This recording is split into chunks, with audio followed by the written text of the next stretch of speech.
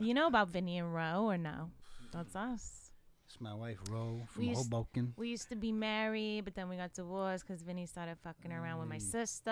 Okay. You said fucking on my brother first, actually. If we're going to get to Yeah, I semantics. mean, it doesn't matter anymore. Okay, here we go.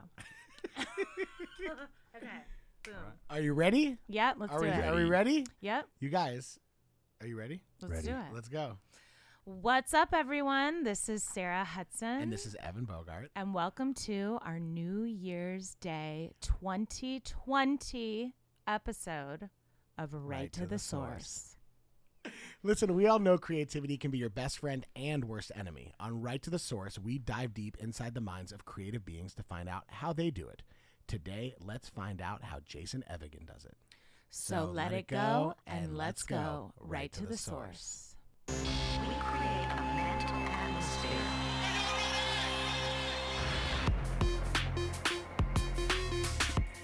Right to the source. Right to the source. Yes. Happy New Year. Happy New Year. Wait, can I do it again? Sorry. Yes, Happy New Year. I love the sound. I love the sound of party blowers. Is that weird? Is that a new toy? I don't know. I just got it off the internet right now. Okay. It's very cool.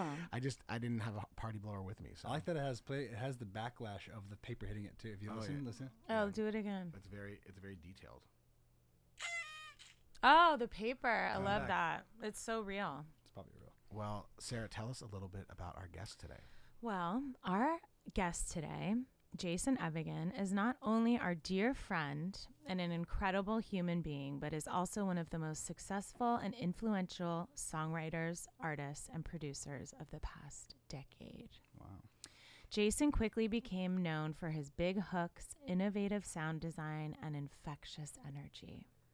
He launched to the forefront of the music industry with his production of Demi Lovato's double platinum Heart Attack, and followed that with Jason Derulo's 4-time platinum single Talk Dirty, which hit #1 in the US, UK, Germany, and Australia, a #1 single in the UK, Lovers in the Sun with David Guetta, Chains for Nick Jonas, Kelly Clarkson's platinum Heartbeat song, and so many more. We could be here all day. Let's keep going. Jason, well, I'm not done. Yeah, keep going. Okay. Jason also produced and co-wrote Maroon 5's Girls Like You featuring Cardi B and What Lovers Do featuring SZA, which both became global smash hit singles. And most recently, Jason finished producing and co-writing the Grammy-nominated album for Rufus Du Sol, along with several tracks on the Hobo Johnson record. Jason and his wife also formed a music duo called Elephant Heart, which pushes genre boundaries and expresses ideas of love and spirituality. Jason, you are amazing, and we're so excited to have you on as our guest and hear all about you and your creative process. Yay! Thank you. That was Hi. Isn't sick it intro. isn't it crazy hearing all of Yeah, that? it's really weird actually. You're It's like, wait, It's like a. Really? It's I like, did it's all like that? It's like an adrenaline dose of gratitude. You just can't help feel grateful. yeah. Yeah. It's very surreal actually. Yeah, it's crazy to hear. Every time we introduce our guests, they're always like, "Whoa, wait, Yeah. I did that." I think that's me? probably been one of the most surprising but gratifying things all season long has been watching people's reactions to hearing back what they've done, because I think people love get it. lost in the sauce of like, oh, I got to do this, I got to do that, and you forget to celebrate all of your wins along the way. Yeah, it's so true. How do you celebrate your wins along the way? Do you guys do like? I think there's a balance. I think Yeah. there's a balance to celebrating your wins. I think you need to like appreciate it and be grateful for it, and at the same time, also, not lose sight of all the other things that you're trying to work towards. I was talking about Gian. Yeah, I love Gian. Shout out Gian. Shout out Gian Stone. We were talking about this last night. Literally, he was saying when he first came out here, he was like, he's like, dang, this guy, he just got this #1 song. He's like, he doesn't even care about it. He's just moving on to the next thing. And he was always like in shock about it. He was kind of like upset about it a little bit. And now he's starting to get some success. Right. And he's realizing he's not doing it. His New Year's resolution is next year to celebrate the goals more. So he can feel, because he realized like this year just kind of came by and he's not as happy as he wants to be, even though he's as more successful than he's ever been. Right. Mm-hmm. I love that, because I feel like in a weird way we feel maybe not like bad about celebrating our successes, but almost like, oh, I don't want to like, Mm-hmm. you know, be that person that talks about myself or this or that. But I don't know. I look at it like, why not? We should. This is an amazing thing that can inspire other people. Yeah. But I always have like, and I'm trying to do it more. And maybe this is one of my goals for this year is I'm always like, okay, cool. I did that. Like, what now? What now? Yeah. Like, and it's almost like I don't take the time to celebrate it because I'm just concentrating on what's next. I also think that there's something to, you know, when you're a kid, you're like, oh, one day when I get there. And then Yep. but the thing is, it didn't happen overnight. So there's all these little successes in between that when you get that first success, you're like, yeah, cool. Like, it's exciting, but it's not like it was from point A to point Z. Right. There's all these little things in between that are really exciting. And then you kind of, so it's almost like a jaded thing, but you have to like get rid of the jadedness. So true. But I think it's cool when you do things like this, when you set out to make new goals.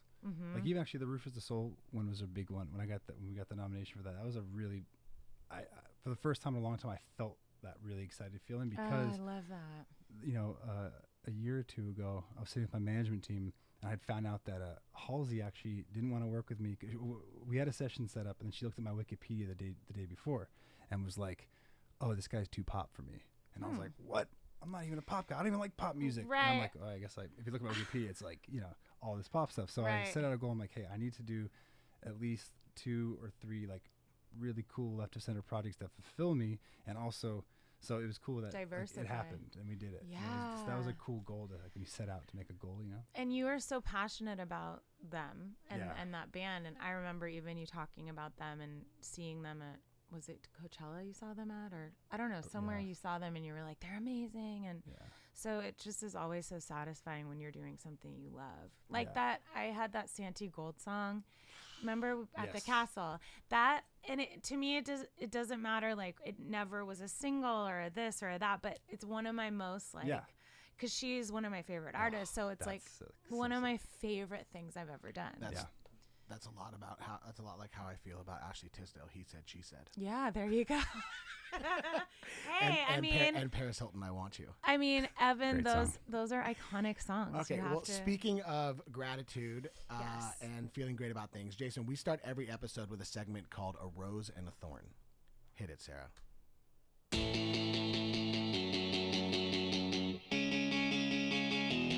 A rose and a thorn. A rose and a thorn. A rose and a thorn. Whoa. Did you love that? I did. Yeah, You know what? I heard that once and I didn't think it was like I didn't see it coming. I didn't think it was live either. It's That was live, baby. we do everything live. Everything's live. Yeah. Everything's live, This is refreshing. Perfect pitch. That was really great. You guys. Wow. Okay. Okay. So a rose is basically something you're incredibly grateful for right now. And a thorn is something that's literally a thorn in your side and you need to let it go. It can be anything, like I got a flat tire or anything. So let's start with the rose because gratitude should always come first. And we'll end with the thorn so we can sage it away and let it go. Okay. So let's start with everyone's rose. Jason, you go first. Guests first. Yeah.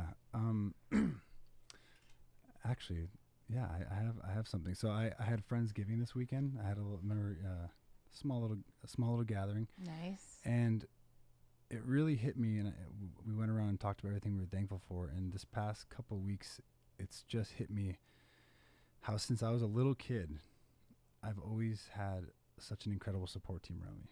So you know, whether it was my parents just saying, yeah, your band's great, or you're this, or you're like, you know, just encouraging me to do it, right?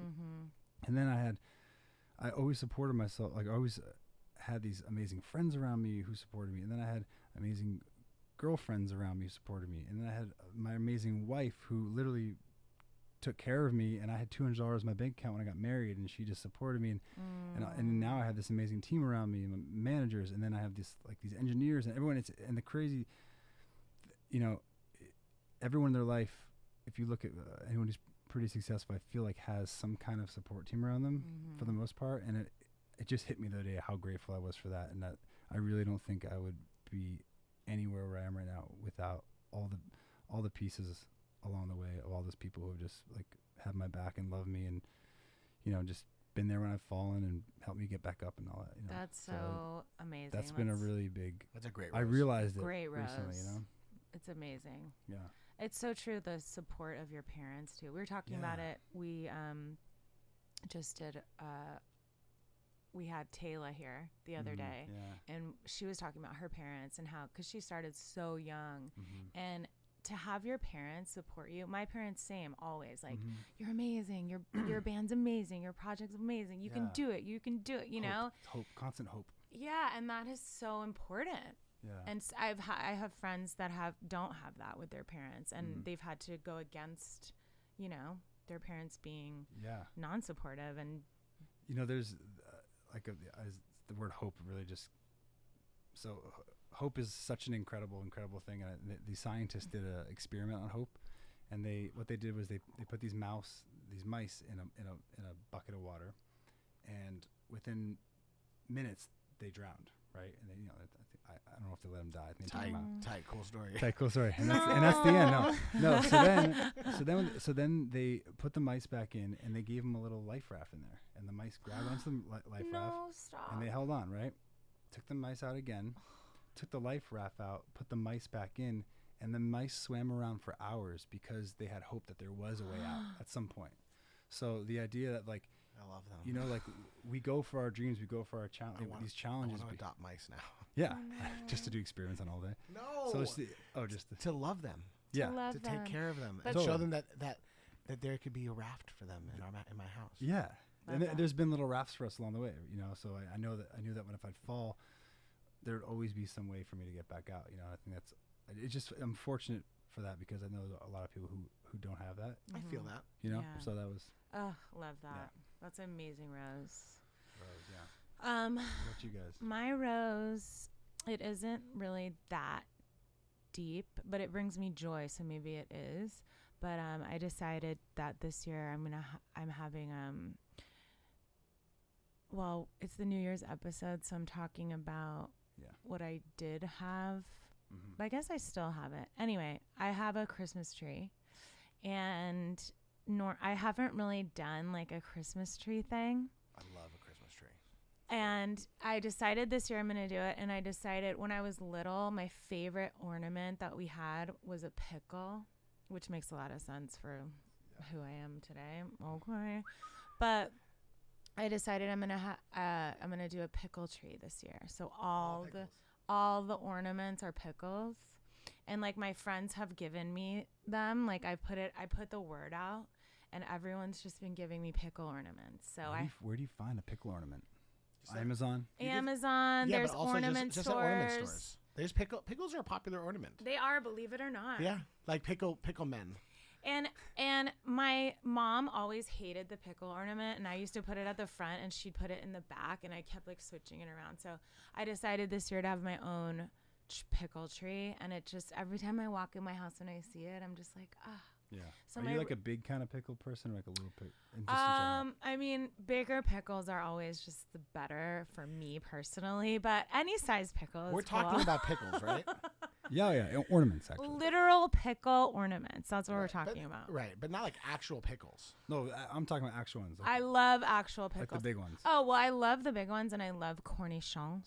Oh, cornichons. Which are mini, yeah, mini, they're like minis. the little mini Oh, ones yeah. you eat with like Cheese. the hot mustard and cheese. Yeah. Oh, and stuff, I love like a cornichons. charcuterie I'm very plate. passionate, actually, I love all pickles. So, I have a But that's Christmas my tree. rose. I have a Christmas tree. It's And, good- it's a and good my rose. my you. ornaments are also very interesting and ironic too. So I get it. What I are they? relate.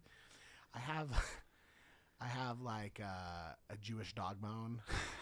oh, that's cool. Hey, what's a Jewish dog bone? It's like a compared to dog regular bone with dog like a Jewish star on it. nice. And nice. then like I have a bunch of different angels doing funny things. I don't know. To me, it's more about I celebrate Christmas more than I celebrate Hanukkah.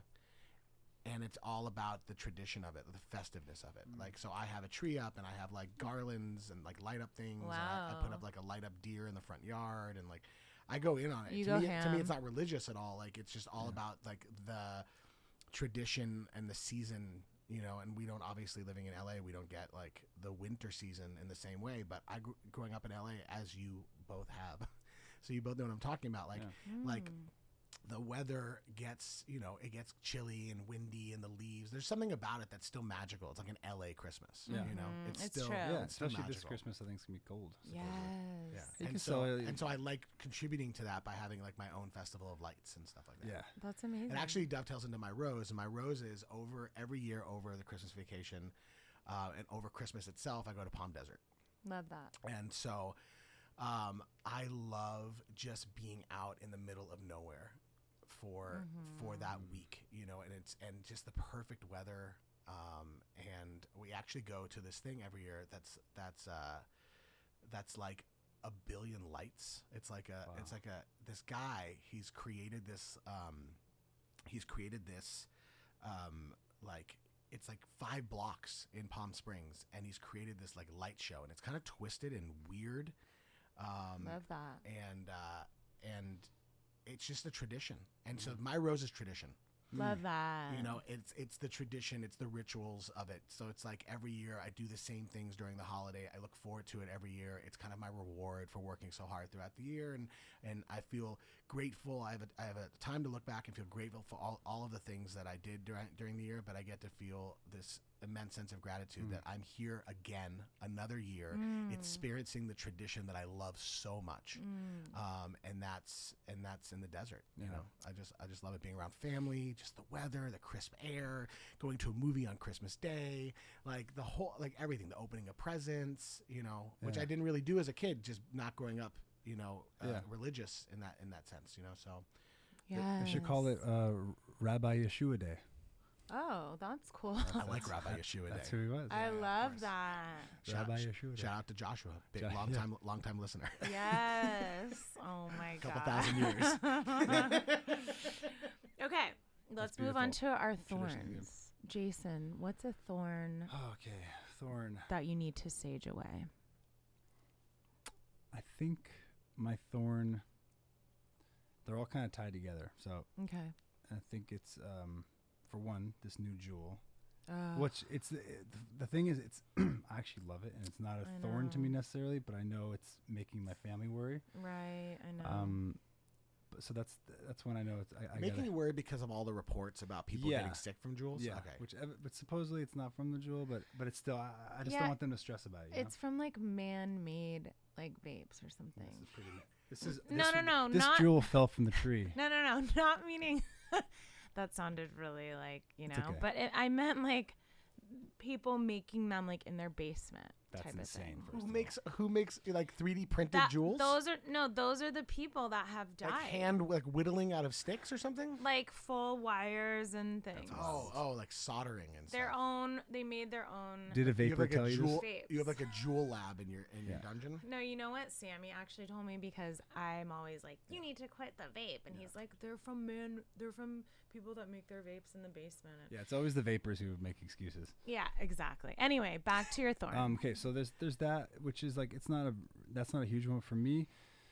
I go through phases of Adderall.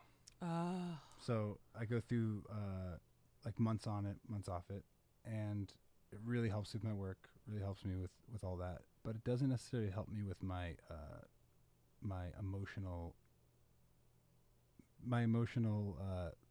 higher self, I should say. Yeah. So I it's feel that. So I know, like, I'm going to this big trip at the end of the year, and I know I'm going to kick it, and I know it's going to be like a week or two of like feeling kind of crappy. Mm-hmm. But is that, and waking up in the morning is really hard for me. I'm a really bad morning person, so I it love helps when you. I wake up. Yeah, so it kind of gets me going. But Are I you love, a night person? I'm a night guy. Oh. Mm-hmm. But when I do and get on morning schedules, I love it. Yeah. But it's just really hard for me to get there. Did you start taking? Because I had like an Adderall moment too, and Yeah. it really helped me focus. But I had the same thing where I was like, I got to get off of this. But did you get it prescribed to you because when you were younger, or was it like a later in life thing? Or It's funny. All the teachers every year were always like, "You need to get your kid on Adderall. He's insane. He won't stop Wow. playing drums and singing songs in the class." wow. And I would always go to the doctor, and they're like, "He's not ADD. He just focus on what he wants to focus on." But it was just, later on in life, just studio friend give it to me here, and then my doc now just gives it to me. So. Mm-hmm. So That's it's not on it. the black. I'm not like going on the street and getting No, of course. You're not on the dark web. it. No. I really relate to that thorn, and in a way of just like, I'm the same where it's like a hookah or a vape or a this or Some that. distraction. Some sort of like vice, Yeah, but vice, yeah. but okay. So my thorn is anxiety. It's just something, and it's really general, but it's just something I've struggled with my whole life, and can be really debilitating at times. And I go through phases where like I'm doing so good, and I'm meditating, and I'm exercising, and I'm killing it, and I know how to manage it, and then I get comfortable, and then I stop, and then I experience it in different ways, and I just feel it kind of like get in the way of me living my life. Sometimes I don't like it, even if I'm flying somewhere or like little things, and it's just getting in the way, and I don't want to let fear lead me in that way. And even I had an experience when I was just in Egypt, and we all went into the pyramid, and you can go into the middle of the pyramid, but you have to like crawl through these like teeny tiny spaces, and for a while. And I was like, okay, you have to do this. You have to do this. And everyone did it. And I was at the end, and I'm like, you have to do it. And I was so scared and anxious about it. And I got like halfway, and then I just broke. My anxiety like took over me, and I didn't do it. I didn't like judge myself for it, but I haven't been able to stop thinking about it, because I'm like, I don't want to let fear and anxiety lead, let me like miss out on things in my life. So it's just like a constant thorn. That is the fear. Is it death that you're afraid of? That's a really crazy question, but yeah, it is. Well, if it makes you feel any better, so many Egyptians died in the pyramids, so you wouldn't have been alone. Oh my God. and if it makes you feel better, death is one of the most natural things in the No, planet. I know. No. But I feel you. I mean, it's not even like a physical fear. Like it's just fear of rejection. We've talked about this all season. Like fear of rejection, fear of putting yourself out there. I've had a fear of public speaking. Like I think that the fear-based life, that leads to the anxiety that comes with it. It's something that, it's a daily thing that we try to conquer. We wake up every day, and we go to battle with our voices in our head and in our mind. And but it's that's what it's all interesting. But it's interesting because I've done like a lot of, I was talking to you about, I went to Hoffman and On-Site and all these, and I've been in therapy forever, and I've done like a lot of work on really trying to manage my anxiety. But I do notice that just going back to thinking about like my childhood, and even from the moment of being born, my mom really suffered postpartum. I was put into like the arms of my dad, who was really just crazy anxious, paranoid, high energy. Like it's almost like part of my DNA, which it's so interesting. Yeah, which like there's probably scientific studies that support that. Well, there are. The first 6 months of your life, even though you're not even like aware, are some of the most important. Yeah. So I didn't really have like the mother in the arms of my mother. And I love my mom. This is nothing against, I love you, Mom. But, so it was just like innately like put into my makeup, So anyway, I could talk about this forever, but. Well, this is crazy. So I was driving last night, and my phone didn't work because I got a new phone. So it was actually really nice. I was just thinking, and you popped in my mind. Yes. And, this is really interesting. You actually brought up anxiety, because what I had a vision for you, and it was this river and like this flowing water, and how the water is supposed to flow, right? And then throughout life, all these branches start tangling up, and they make these little dams, and they hold up the water. You can't hear me, sorry. So yeah, so this river's flowing down, and I saw all these branches, and the water's like trying to creep through, and figuring out what those blockages are from, and breaking them away, so the river and the creativity and the love and all that can just flow evenly. Oh God, that's amazing. And it's funny. And then also I had a thought of you like showing me tarot cards, right? This is all. I'm just gonna tell you my whole scenario. Please. And I said, let's not do tarot cards today.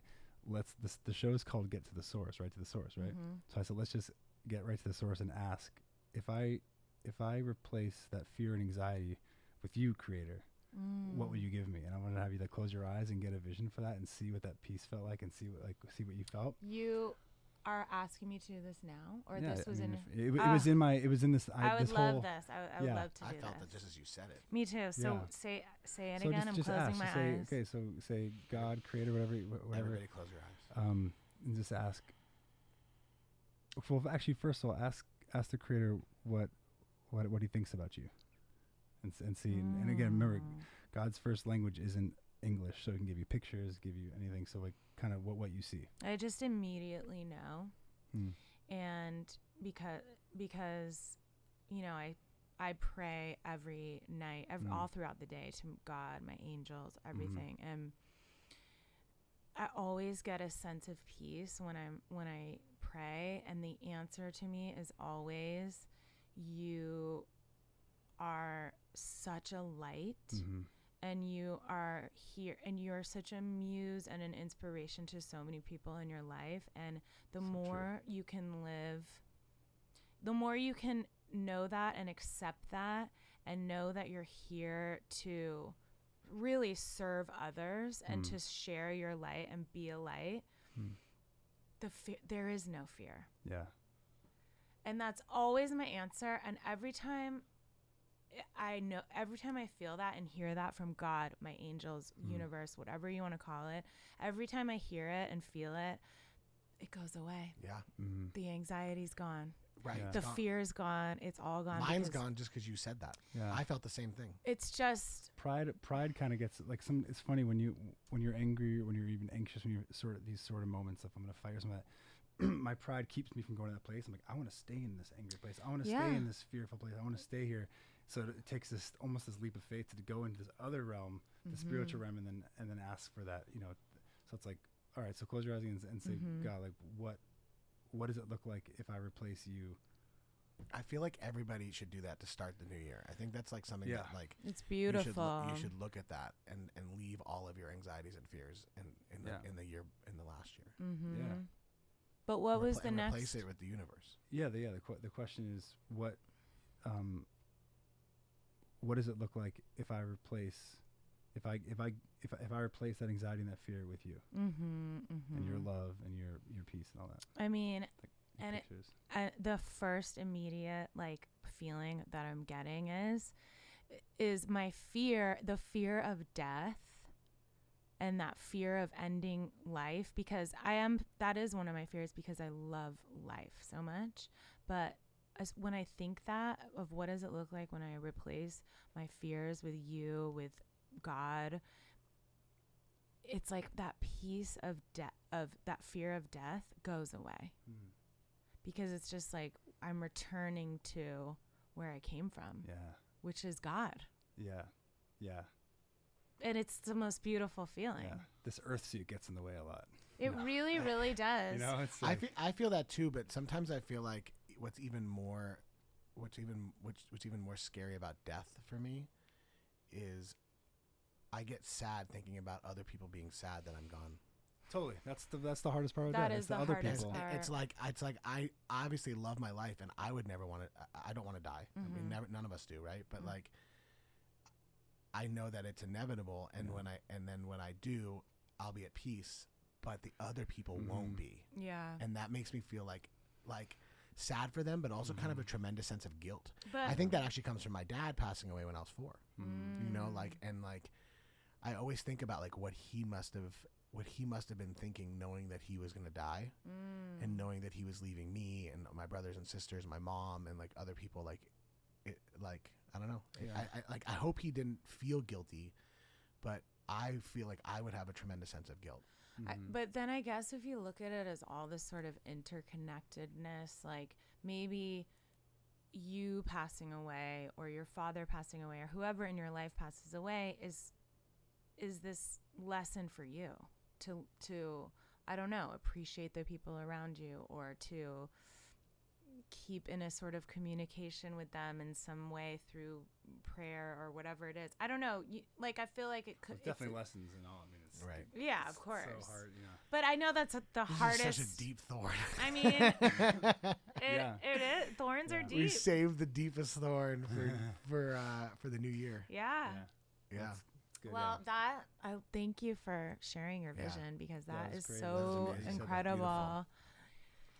I have another thought too. I know Okay. we have to move along, but my other thought is for the new year, one of my goals is I'm moving into sort of this like next phase in my life, I feel, and I just like don't want to hold back anymore as far as my goals and like my everything, my health, like my body, my goals, everything. Like I just am like I want to fucking take it to the next level That's because a rose. yeah, it could be part of my rose. Yeah. Yeah. But like just and I know it's always like an end of the year thing. Everyone's like next year's the year. But I just feel that in this phase of my life like because I feel like I've lost a lot of people close to me and even this year with Busby and my godfather passed away and all these people that are close to me and I'm kind of like what the fuck am I like waiting for? You And know? it's just gonna keep happening more and more. It's just gonna 'cause keep we're getting happening. older, you know? Yeah, we're just getting Yeah. older and it's just like why aren't we doing everything we want to do? Yeah, it's so true. It's good. Anyway, we can Well, love you that. kind of touched on my thorn for Okay. a second at the end there. Okay. My thorn is New Year, New Me. And the Oh. reason my thorn is New Year, New Me, and I know people say that, and it's cool that people need something to look forward to kind of reset and everything like that, but it's something that we've been talking about this entire season is like new day, new me. You know? It's Totally, like that's better. every That's better. Well, that's what I'm Love saying, that. and it's like something you can feel every single day. Is like you can put the past behind you, and you literally can wake up and press reset Yeah. every single day of your life. Yeah. And if you did it wrong yesterday, you could do it right today. Yeah. And so for me, New Year, New Me, just kind of like it's a lot. A year is like a really heavy quantifiable thing to look at the entire year and try to judge what you did or not or how success or things you did right or wrong throughout an entire year and then say this entire next year I'm going to do this right instead of like putting all that pressure on you and or putting all that shame on you.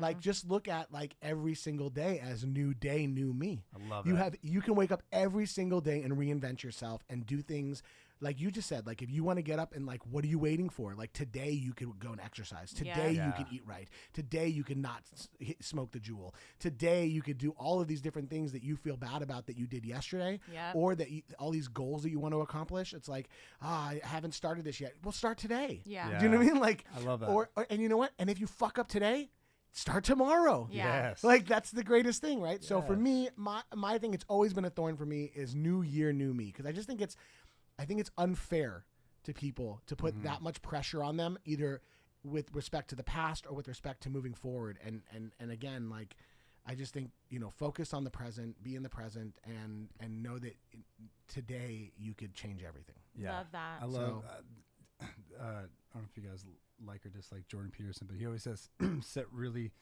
low goals for yourself, and it's kind of like what? So he's like, just try to be better than you were yesterday. If you can wake up and be like, you know what, today I was better than I was yesterday.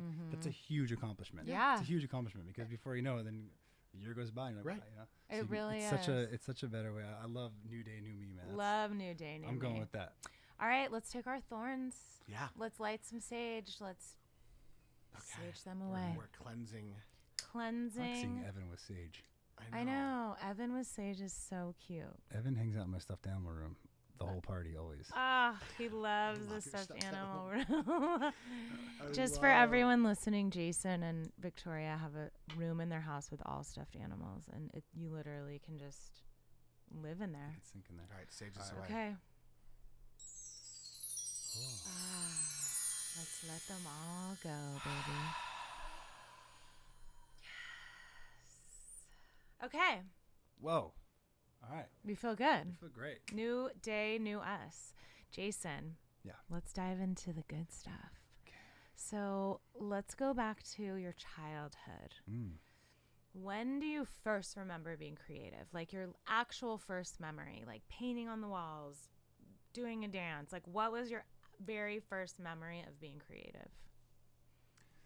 The first one I'm thinking of that goes is I used to take my black underwear, Okay. like tidy whities, Yeah. and I would put them on my head with the crotch thing in front of the eyepiece, and I would run around and pretend I was a ninja.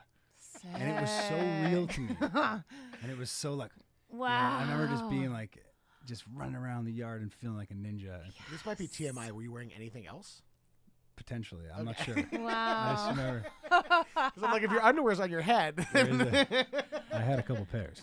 Okay. That's amazing. And was you my- just became the ninja. I just became the ninja. oh, I love that. Yeah, that was like Become my the first. ninja. Be the ninja. Yeah, I don't know.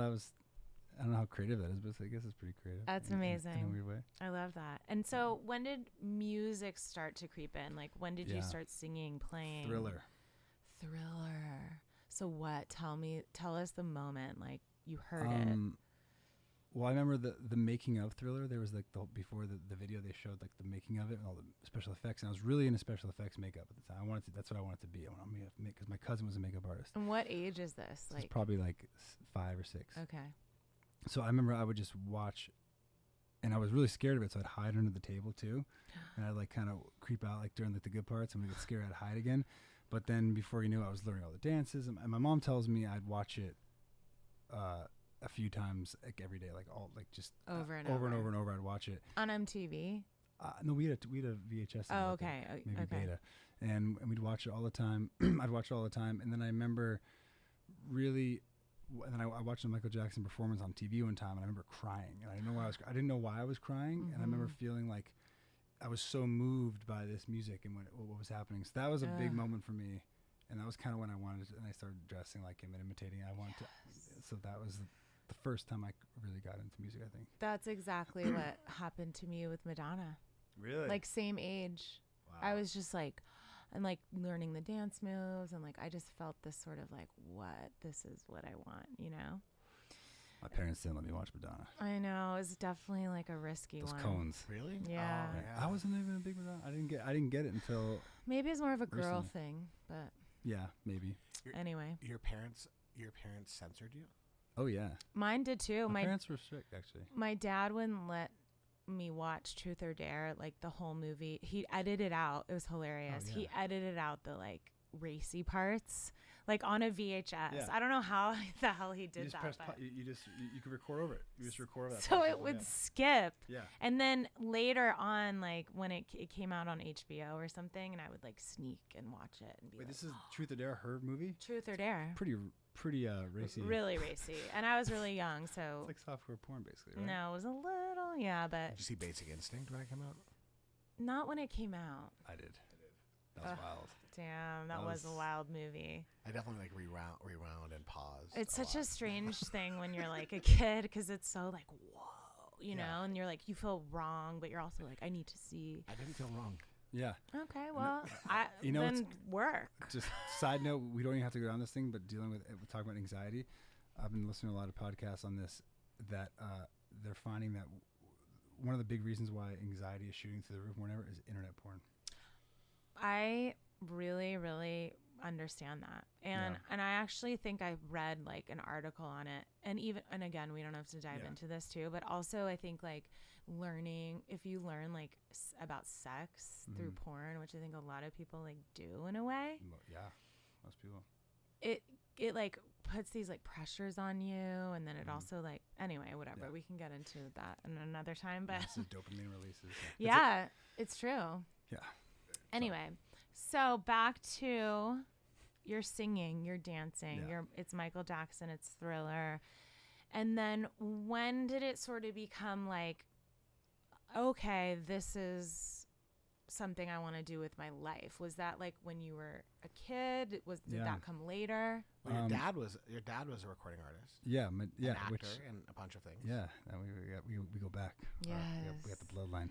All three of us. Yeah, all three of Yeah. us. Oh, well, okay, yeah. This is actually interesting. Oh, That yeah. both your dad and her dad were both signed to my dad. Whoa. Isn't that insane? His dad signed my dad, the Hudson brothers, him and his brothers in the 70s to Casablanca. Yeah, Wow. How crazy is that? That's pretty weird. I know. They were all sitting here. Cool. I'll be proud right now. Yeah. Hi, dads. He dads. So you yeah, kind okay, of were in the. Well, no. So I was so in 4th grade, 5th grade, super into gangster rap, just like Oh, super same. into Snoop, Dre, all the, Naturally. of course. Yeah. And I remember my dad. West Coast. My dad came in and he's like, you're gonna start playing guitar, and I was like, no way. Ew, I hate guitar. There's no guitar in this music. And you're like a freshman type of thing, or 8th grade. I'm in 4th grade, 5th grade. Oh, fourth or grade. 5th grade, yeah. Oh my god. I'm actually in 4th grade this time, and I remember he's like, I really want you to play an instrument. I'm like, I tried piano, I don't like it. I just want to be a rapper. But he goes, we're gonna get a guitar. So I go to Guitar Center. I remember walking in there and being like, whoa, and this is cool.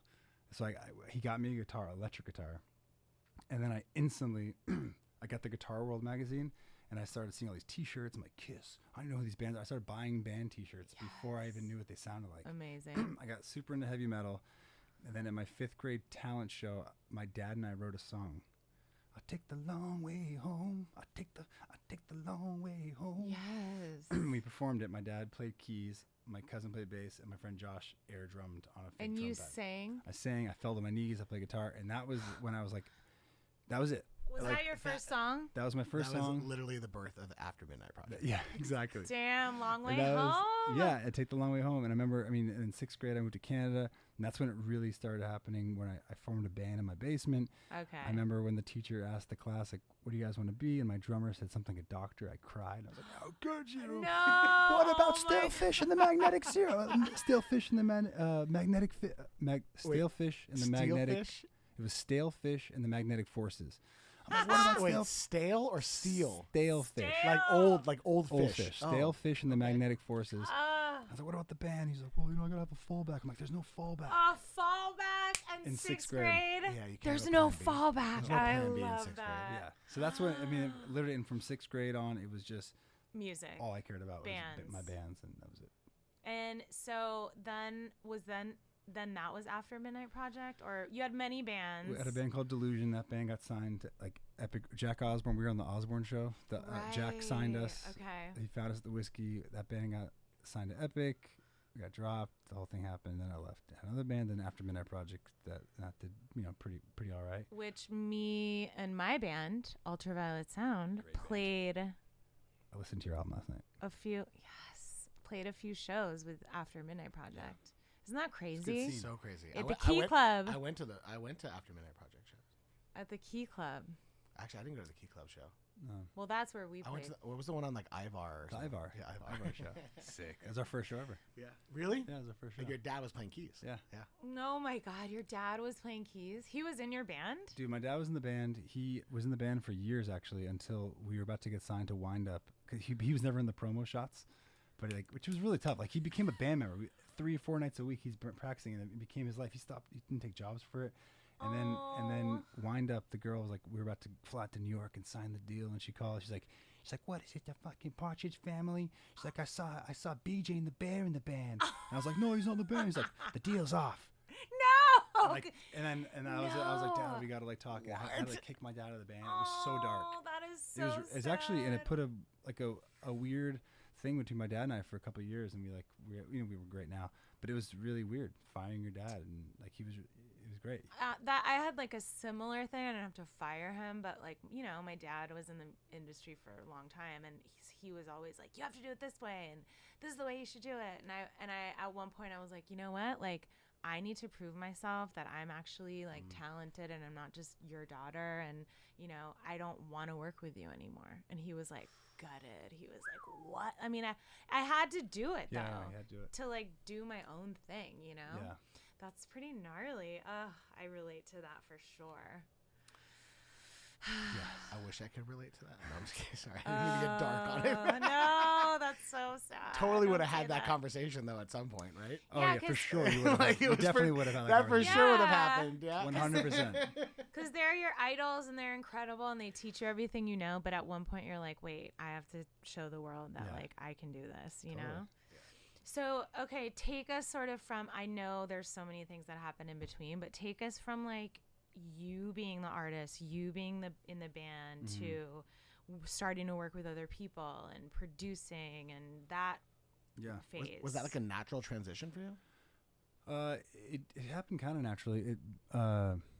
So on our second album, After Midnight Project, the label was like, "Hey, we want you to start doing co-writes," and I was like, "What? Never done a co-write in my life. I'm not co-write." So you got signed as After Midnight Yeah, we were Project. on Motown, Okay. and we had a song out. It's called "Take Me Home." It did pretty good in like the alternative rock lane.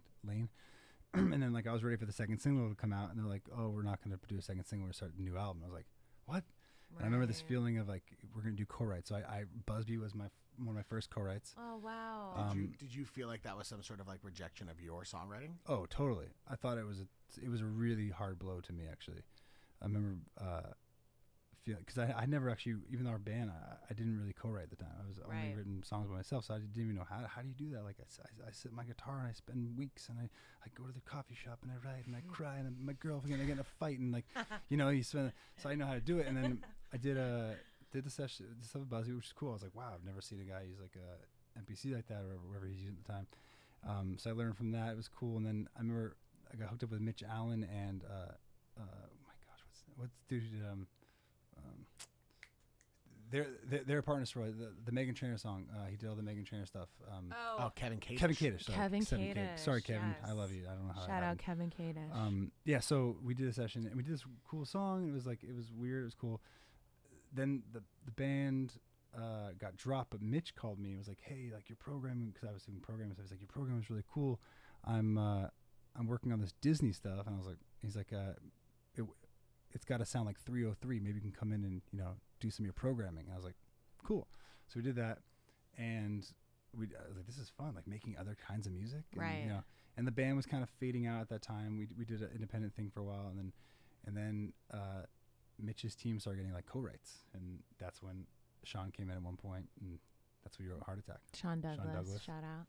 Nikki So- Williams. So Heart Attack was sort of your like the first moment that was like, oh, okay. But a lot of people cut it too. So like I didn't even know who Demi Lovato was when they said she. So it wasn't like this.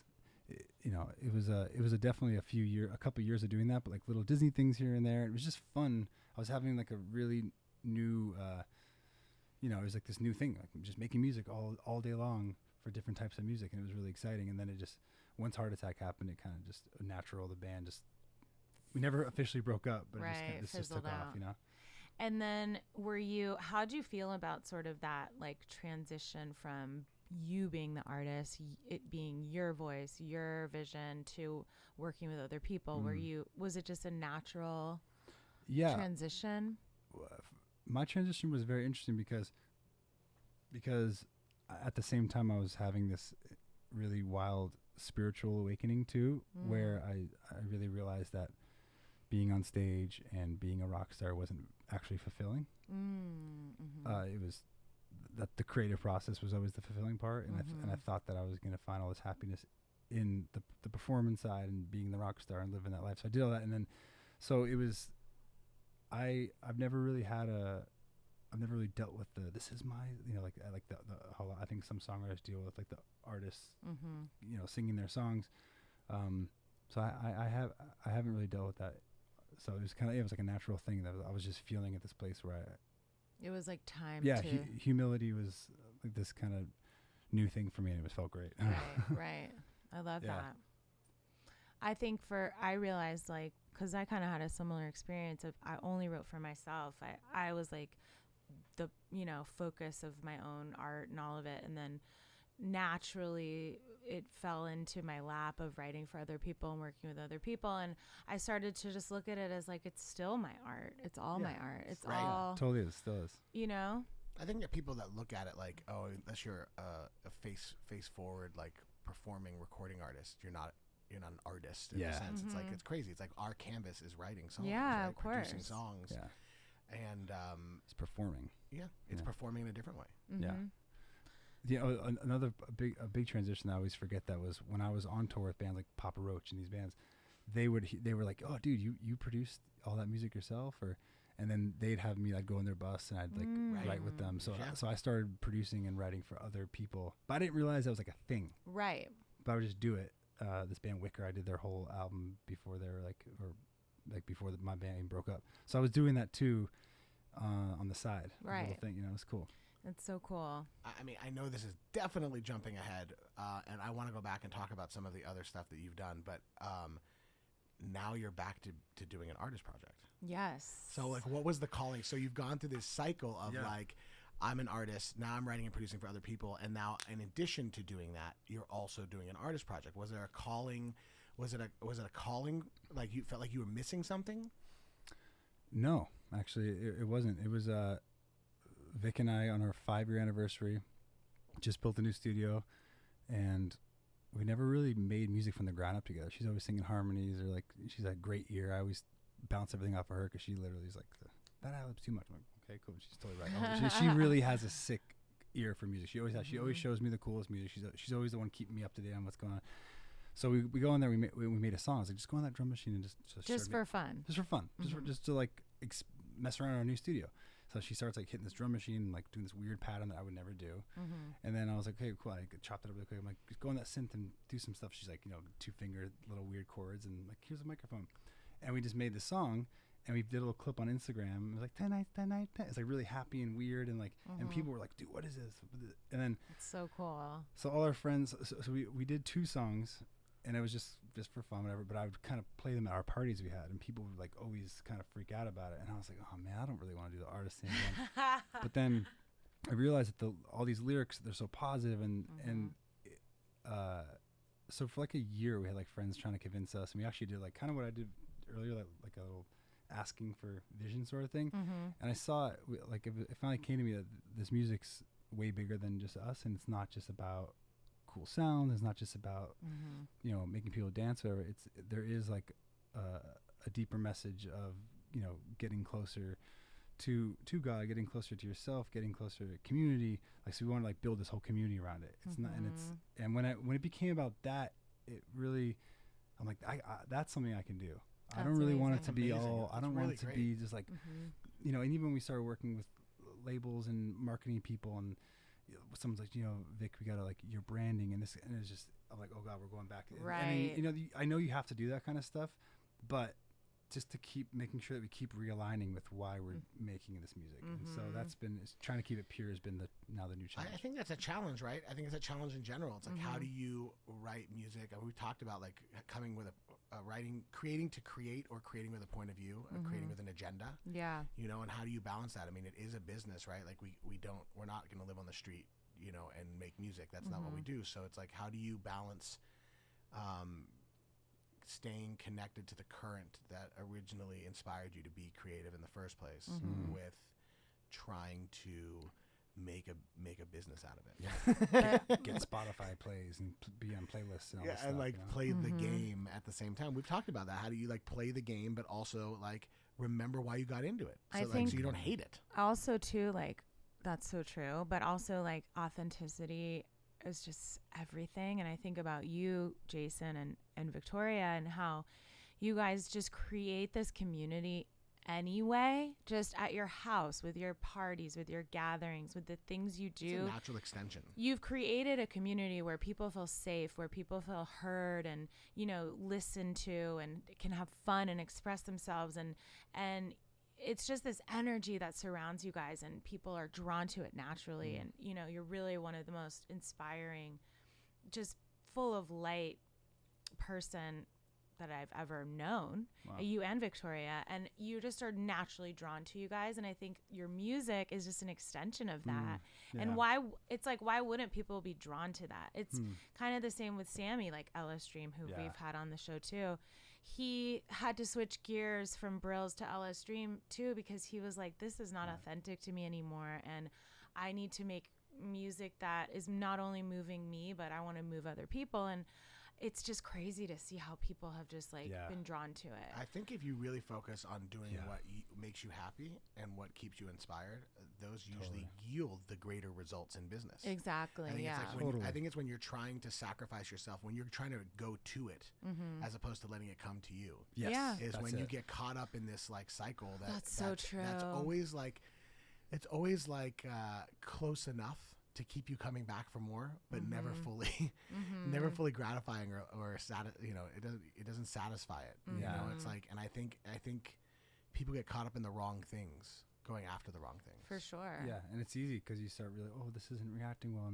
Maybe I should start doing this. And I always tell new writers, or even everyone, that like our greatest currency is our authenticity, because there's no one else in the entire world out there like you. Yeah. There's no one else out there. Like, be inspired, stay inspired, but like, I'll also say, like, stay inspired. Don't try to inspire, just stay inspired, and you'll automatically just inspire people, you know. So it's true. like that's and the cool thing working with Vic now is, you know, like I'll get caught up on something, I'm getting frustrated, and she'll be like, hey, let's just like stop and like just take a minute and like ask for it to come to us. I'm like, whoa, I don't do that in songwriting sessions. Right. And it's But crazy. we should. Yeah. And it really like just clears the air, and you're like, Yeah. oh, I and then love you asking start for it. seeing visions and colors, and you start seeing, you're like, okay, that's what we'll do. Yep. You know, you start thinking, well, this isn't, so it's just, it's really refreshing. This producer that I used to work with, Steve Greenwell, who is actually how me and Sammy met in New York. He introduced us, but he always used to say, because I would get so caught up in it all, like, how do we write a hit, and we need to be this and that, and he would just be like, let's just let the song tell us what it wants. Yes. And every time I'd return to that, I'm like, right. Like I love this, that. it's just gonna flow through you, you know. Like that's how Yeah. it's supposed to By happen. the way, or it's not, and that's or how it's it's supposed not. to happen. Totally. Exactly. It's not Exactly. always, the current's not always going to be there. Exactly. And you think about, I mean, even like our song we wrote, "Good Things Fall Apart" together, Millennium John Bellion song. Flow. That day, Flow. literally flowed so. It was like we didn't even write it, was you crazy. know, and That was like crazy. those moments and how people react to those kind of songs, you're like, oh, that's so real and Yeah. authentic, and because it was to us, Yeah. you know. And when you create something like that, it's like the most satisfying feeling It's to the me. It's just like, wow, that. When that river is flowing, the Ugh. branches are out of it. It's just like, Yep, move those branches. Oh God, it's so true. So I have a question though about letting the river flow. So you were an alt artist. You were an alternative leaning artist, and you said early on we were talking that you're like, I'm not a pop guy, right? Yeah, I don't like but it's pop. like, but again, like Demi, Derulo, Nick Selena, I mean, Jonas, all this. Selena, Yeah. Kelly Clarkson, Maroon 5. Like you're like the pop guy. It's crazy. You're like, I'm not a pop guy. You are the pop guy. But I'm not saying that's all you are. I mean, Yeah. obviously Rufus and obviously your own music with Elephant Heart. But it's like, you know, and a lot of other things that you're doing that are outside and bands that you produce. So you're very diverse. But like, as far as like a lot of these successes that we talked about earlier in the intro, like, you are the pop guy. So like, was that an interesting transition? Like the current obviously brought you that way. The Yeah. water flowed through and literally carried Yeah. you into pop, right? It did. Yeah, you know, I've given that a lot of thought actually, because I'm always like, how and why, you know, especially in the beginning, I was writing a lot of like songs, like female songs. I'm like, where's this even coming from? And I think Right. that, I think it also comes down to,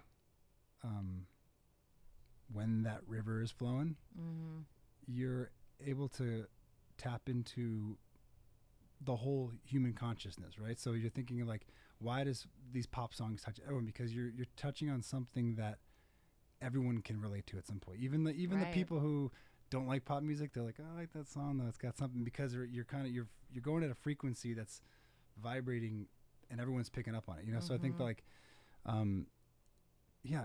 But then I can't lie to myself. I love Titanic, Celine Dion. And I mean- loved Whitney Houston. My heart, I Will Always Love You. So I did grow up on that stuff as well.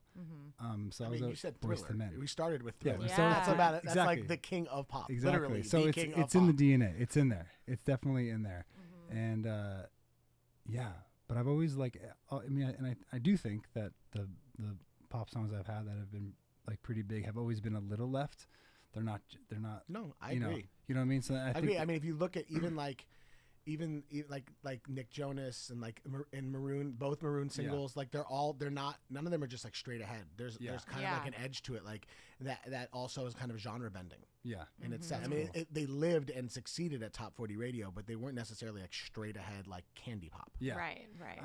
If I go back and listen to my band After Midnight Party stuff, if you take away the heavy guitars, they're just pop songs too. Yeah, and Really also like pop is not Popular. a dirty word. No, that's it's what I'm a saying. Yeah. beautiful Well, that's why word. that's why I distinguish between like Top 40 and Top- pop. yeah, right? No, no, I know. Yeah. I know. Yeah, totally. That's a good. I mean, believe me, it's hilarious actually.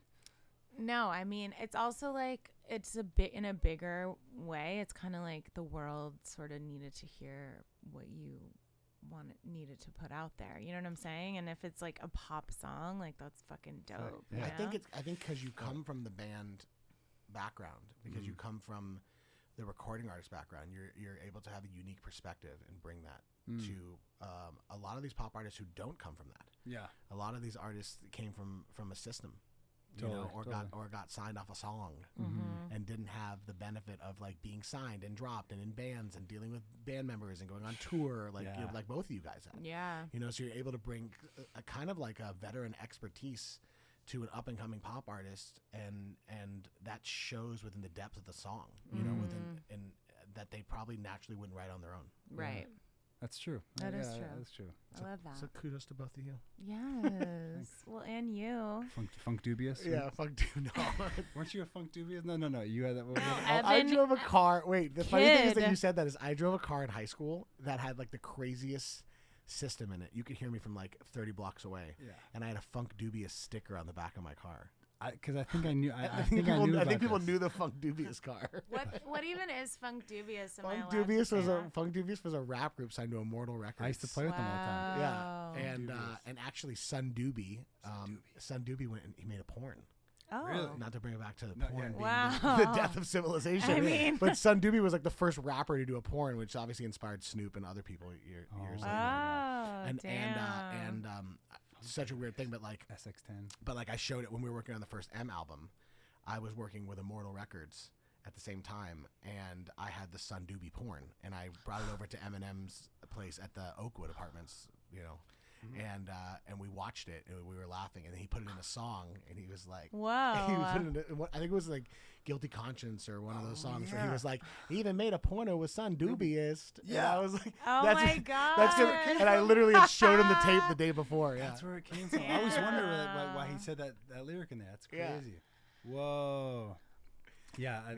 History, man. Yeah, love it. Yeah. Okay, so all the successes, Grammy nominations, this, that, all of it, amazing. But what are some other creative dreams you have? Is there anything else you want to do? Yeah. Do you have something just like burning inside of you? You're like, I need to do this before it's all over. I have this one film that I've been working on forever. I mean the script, I guess. Well, it's not even in script process yet. And it's just kind It's of like the screenplay story, you know, like the outline of it. And it's a story I've had. It started when I got this new vocoder in my studio when I was years ago, and I started messing around with it, and I started writing a story. I can't say what it is, but it's involving a kid with like a little kind of robot kid. So it's like a musical. But I've gotten, you know, like I get really into it for a minute, and I have illustrators doing stuff for it, and then I get taken away from it. right. But I know it's gonna happen at some point. It's a dream. Yeah, that's a big one for me. That's amazing. I can't wait to see that. Me too. Yeah, I'll tell you I guys can only about it. imagine now, like what it is, right? It's gonna be- because you said yeah. Robot Kid and you said vocoder, and so my head's going like a million miles an hour. Yeah. Imagine, yeah, like, So cool. yeah. But I'll tell you guys about it after. I'm excited about it. But that's just something you're like, I know it's Yeah. gonna happen. I don't know how, but it's going Yeah, to. my biggest thing is, you know, I think a lot of creative people, you have all these ideas. It's like how, when the machine is moving like it is right now, how do you?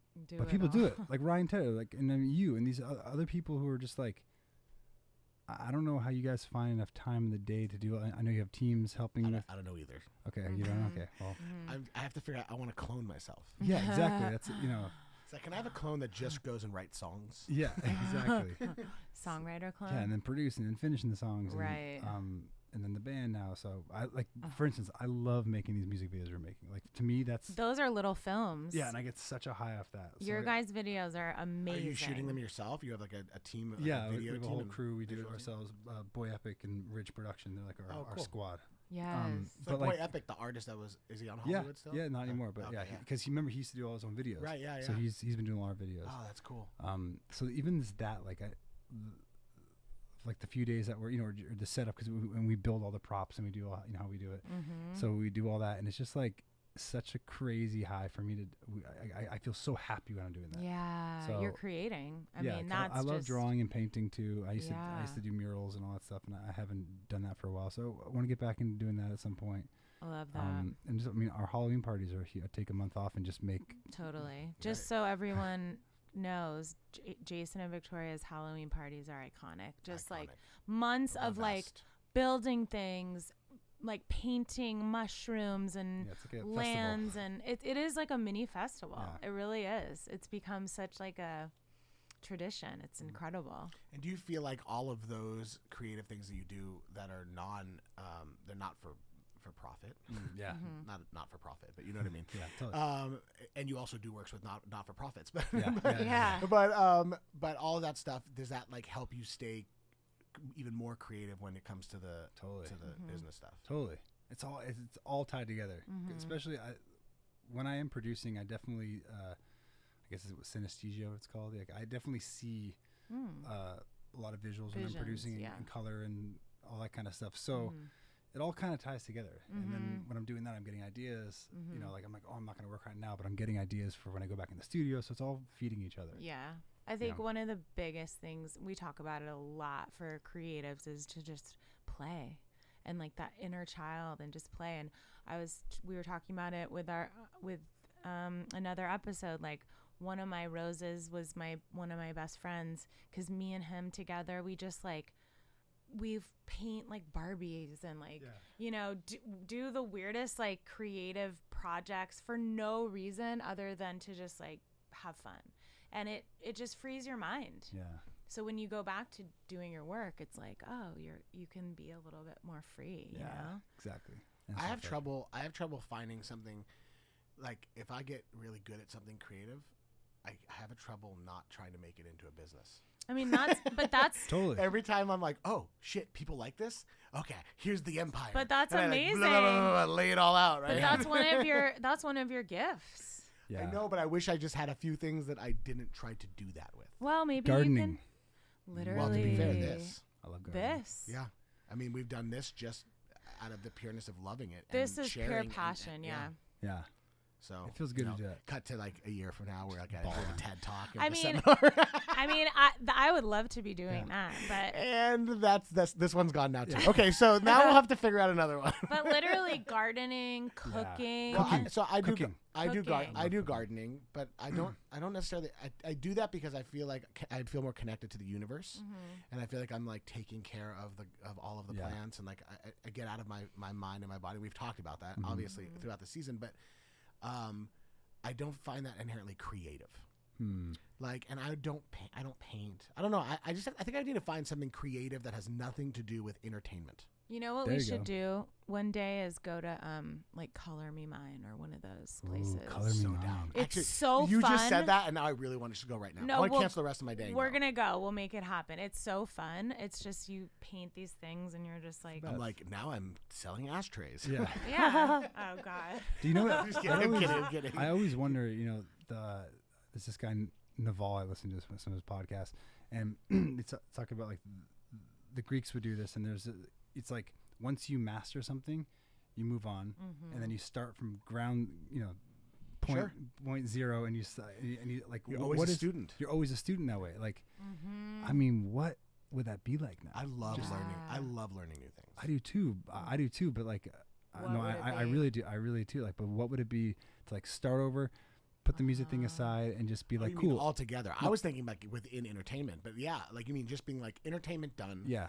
Now I'm going to be Whatever. Yeah. Like I'm gonna go now a and scuba diver. professional. dive instructor. That would be sick. I'd be Really into that. sick. Like now I'm in like traveling all over the world, Totally. teaching people how to scuba dive. Yeah. Scuba diving at the greatest reefs ever. Blah blah blah. What mean- would yours be? I don't know, but that was actually that just got me. Scuba diving? I mean, I love diving, but like something like that, or just becoming a photographer, just like stopping and just being a photographer and like doing ocean photography, Oh man. right? I don't That'd know, be sick. whatever it is, but it's such a crazy thought to, imagine looking back when you're 80 and be like, oh yeah, I had this period where I was just having hit songs, and then I became this like this big photographer, and I took photos of sharks and whales, and then I became a school teacher. Like, Amazing. what a cool thing As that long would be. as the school you weren't teaching music or entertainment. Exactly. Right. You have to be teaching something Like completely philosophy. different. Yeah. Like, I have like a secret dream to be like a lawyer. I don't think I could ever be. I mean, I'm not gonna say that. You would be the coolest fucking lawyer But- and ever. I have- okay, I for sure. You're for sure my lawyer. if In you're a my lawyer. when I was in like second or third grade, we had to write what we wanted to be. I wrote pop star and lawyer. Like makes sense. I want it to be both, but I don't know why. I I love it. always think about like it'd be so like showing up in court and being like fighting for justice and anyway. Yeah, as long as you're on the good team. The two Only things, the good team. the two things the one dream I always say, and I say it to Z all the time, I'm like, what if we just like moved to Montana and like raised, Have a ranch. yeah, just like fostered dogs. Wow. You know, like just did that. I Like have a think of- ranch and foster dogs, and like that was it. And then she said to me, she goes, you'd miss it too much, because she grew up like that, right? She grew up in the middle of Right. nowhere, right? So she knows what that is. I always think that too, like the farm life. But why can't we have both? The farm, you and me in the farm life is like a sequel to The Simple Life. It literally is the simple life. Starring Sarah Hudson and That's Evan Moga. amazing. I'm like, oh God, I don't want to feed the chickens this morning. It's your turn. They all Oh die. my god. All the chickens die. No, not our dead chickens. We're like, set the chickens free. Oh my God. So that I love that your script, you're a movie. That's an amazing goal, and I feel like just because it's our New Year's episode, what's one of your creative goals that's not what you're doing right now? I mean, Evan? that's a hard thing. Is like I have a lot of creative things that I'm trying to do. That But what's one you haven't done or that you're dabbling in or? I mean, God, I can tell you mine. Yeah, I don't know. Like, what's yours? My one woman show. Oh yeah, we talked about that. It's Yeah, of course. literally a dream, and I'm going to do it. And I want to put it out there right now that this year, I'm going to at least start the process of like writing it down, Right. like coming up with I want to do like Bette Midler. Like I want to sing songs, maybe songs that I've written, maybe like, Oh, da, da, da, yeah, da, da. literally like Broadway For shit. sure. And you bring up Faraz to do those duets. Duets with Faraz, jokes, like Give us Oh, the, you- give you're us for like sure the doing share. this. Give us like the. yeah, like if I could turn back time, One of our favorites. if I could find a way, like I do a share, I'm so I happy do you brought like that a, back. Oh, it's so good. I just want to do like a variety show. So that's one of my goals. Okay, so mine is a musical. I've always wanted to do a musical, and forever I've been trying to figure out what the niche is that I would do to make it different from anything else. But I figured it out. Oh. So I'm starting to work on it. So when you're like, what are you going to do next Okay, year? boom. It's already in the process of being worked on. Right. It's very unique, and it's something I'm very passionate about, the subject matter. So there's nothing new next year. I think it's continuing these seeds that I started planting in the last 3, 4, 5 months. Yeah. That there's something animated there's a few other things that I've been, and a rap project that I've always wanted to do with me rapping, Yes. which has always been like, like for me, like, That's one of your dreams. yeah. I love it. About a year and a half ago, I wrote this rap song for fun, completely for fun. Someone heard it and was like, I want to animate something around that just for fun. Saw that, and then somebody came in and was like, oh my God, this is something bigger. And so I've been kind of like letting it take shape. Cool. But like for me to have a musical, for me to have a project where I'm rapping on it, things like that, those are like dreams of mine that are in motion. seeds are Well, being the seeds have been planted. planted. Love it. We'll see. I love Yes. that. Nothing new though. I don't think I could take on anything new. No, to be fair. but I think I'm fully. The seeds Yeah, are planted. The seeds are planted. I'm watering them. Love it. Should we move into the daily? Yeah, you know what? Okay, so we've talked about it a lot already. A little, earlier on we talked about the spirituality aspect of it. But Sarah and I talk a lot about spirituality and having a spiritual practice, which I know is important to you, as a means to balance us so we can connect and be inspired every day. It's something that we like to call the daily. The daily. How did you guys know the key? We're I don't just know. perfect We pitch just- again, Wow. Yes. so. Okay, Jason. What are your daily routines that help you stay connected and creative? What works for you? Have you always had a daily routine, even if it's one thing? And how does spirituality tie into your daily routine and your creative process? Okay. Well, I'd be lying if I said that anything I did was I've gotten it down to a daily thing because Right. I've Me- never been that guy. Me neither. But I will say, I go in like little seasons when I'm in daily routines, and and I know what works for me. Definitely driving down to Blue Bottle and getting a cup of coffee in the morning. Literally, coffee is part of my daily So routine. Shout out Blue Bottle. Yeah, So coffee. you drive to get coffee? I love leaving the house in the morning. Okay. So here's a few of the things that I do that really help my day go. Stretching, like real stretch, like do like a full stretching. I have like a routine I do with that. Walking to the coffee shop. Walking. So doing like a mile and a half walk in the morning, because so many ideas come to me when I walk. And I think it was Jefferson said walking is one of the most creative. I mean, think about this. So Einstein came up with the theory of relativity on a walk on the beach. So it was a part of his. It was a part of his daily. Like he wrote it into his job. Like I have to go on walks. Right. And Sam Martin actually has been writing a book on these things. How anytime you like try to get the good songs, they don't happen, Sure. and they just come to you. Like Daylight came to him in a dream. Paul McCartney, Let It Be, I think came to it in a dream. All these sort of things. So creating space for the divine to come in and talk to you, you know, and give it to you. So that's really for me. It's that morning and just creating a space. Whether it's going up to the treehouse and being quiet, which I don't do enough, but the walks are my big thing. Do you bring your phone? Just for recording. Okay, but you don't look at your phone. No. Like while you're walking, you're just I with mean, yourself and. Yeah, I try my hardest not to, because I know that it's just toxic and it's just bombarding me with information, with the cats and people getting hit by waves and then guy eating a hot dog. It's like I don't need that right now. Yeah. So there's that. I love reading ancient scripture, like so I love reading scripture. That's a big one for me, and that even just gets my it gets you in the right zone. It gets you in the zone of like, loving your enemies, forgiveness. Are there specific scriptures you read over and over again, or is it kind of random every day? It's pretty random, but it's actually it's not too random, because I'll just kind of read from like point A to point B. But it's usually, it's New Testament, Old Testament. That's my main go-tos. And then I also love all these other books, obviously other stuff. But these are the ones that really just hit home. Fill Feed me up, your soul. feed my soul.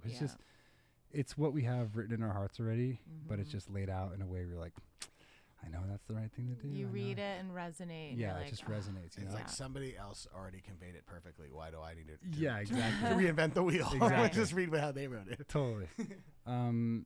Yeah, but that's I'd say the walking thing, man. It really, I've had some of my best ideas come to me on walks. So I love that. I have to remember to take more walks. And tell us about, because you're, one of the most spiritual and inspiring people to me. And tell us about your relationship with God, the universe, whatever you call it. How does God play into your creative process? Yeah. And into you being a creator? I mean, how important is that to you? Talk to us about your spirituality. Okay. Yeah. Let's go. Yeah. Well, I was basically an atheist growing up my whole life, so I was pretty anti-God. Really? Anything like that. I had. And is that because your family is or was raised? No, I actually really think a lot of it came from my music I listened to, and bands like Tool, Nine Inch Nails, these bands. Like everyone needs some kind of leader in their life and some kind of thing to look up to, and those are my guys. Right. And so what they said influenced me. So that's what I believed, and Sure. my whole thing was think for yourself. Like I was like anti. And I was up until I I've tried almost everything underneath the sun, and I realized that it really left me empty. Right. I was touring and playing in arenas, and I was doing all this, and I remember Victoria grew up in a like a really conservative family, and she rebelled against that and went away from it. So she's the opposite of it. We met, and we were both kind of in this place, just religiously conservative. She grew up in a religious conservative family, okay. And was rebelling, and she was rebelling, and she even through our relationship in the beginning, she's like, "Hey, want to go to this church?" I'm like, "Nah, no right, way. right, no thanks." And I remember we broke up for a year, and in that year, I was touring the entire time, living the rock star life and doing Right. the whole thing. Mm-hmm. And I didn't think anything about it, but I realized I was actually like, my soul was just getting darker and darker. And Sure. I didn't know it, right? Yeah. And then we got back together, and she's like, "Hey, I actually, I know you're not into this stuff, but I found this church, and the pastor has tattoos. I think you'll like them." And it was crazy. I had this like warm, tingling bathtub feeling, like my bathtub. Yeah, your bathtub Yeah, videos. and I had this warm feeling saying like, "Go." So I went, and I walk in, and literally the guy on stage starts talking. He goes, "We're gonna go through this story of Ecclesiastes," and I was like, "Okay, what's?" And it's about the rich young ruler who has everything underneath the sun, and everything feels from the Old Testament, and everything leaves him feeling empty. I was like, "Is this a setup?" Like, she didn't even know I was feeling this way. Right. But it was just speaking to you. Yeah, it was literally just Your speaking to story. me, and I was like, "All right, cool. I like this. I'm taking this in." And then I went for 5 more weeks just to go check it out. I wasn't into the whole environment there necessarily, like the churchy environment, and I still doesn't really resonate with me too much. Mm-hmm.